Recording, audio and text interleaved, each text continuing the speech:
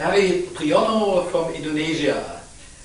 What do you think are the main problems of development concerning your country? Okay, thank you, Michael, for the question. If I put it rather briefly, the main issues are two. The first one is the concept of development itself. Even the term of development itself has been semantically corrupted. Nowadays, in Indonesia, when people heard about the term development, what they think about is either business or government official stealing development budget. That's the first one.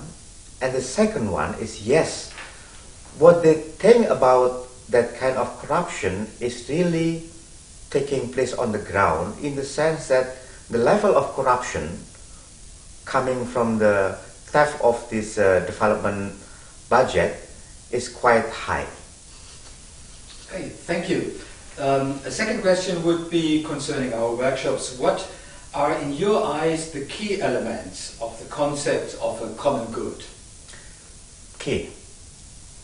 Well, of course, the term common good is quite a lofty term. It has a very long pedigree in the Catholic Church, and also it has become part of the history of political philosophy. But the way I understand common good is that it is a concerted effort to improve life quality, and it is being done on the community basis. Okay, in what way does it make sense to speak about a global common good? Does it make any sense, and if so, in what sense? Yes, of course it does make sense, in the sense that the highest dream that we could achieve actually is that this kind of principle, the common good, should be lived by what we call the global community. But of course, unfortunately, the globe is being divided into so many territories, nation states, which in a way, historically speaking, have been having very uneven development. And it is this uneven development which is hindering the achievement of this global common good.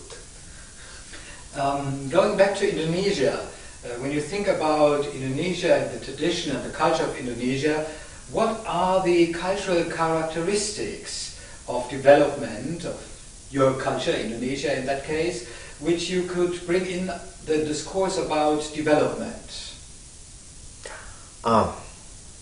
Okay. Well, of course, Indonesia is characterized by multi-cultural groups. Even there are so many hundreds and hundreds of ethnic groups. And each ethnic group, let's say, or each religious tradition has its own quote-unquote local knowledge. But in fact, we could have a common ground to talk about if we move beyond theological differences. Let's say then we talk about the common ground ethics. Let's say like development is one of them. But now the problem is sometimes this multicultural aspect of the country has become what I should call politics of identity politics, to the point that we could not make a joint action.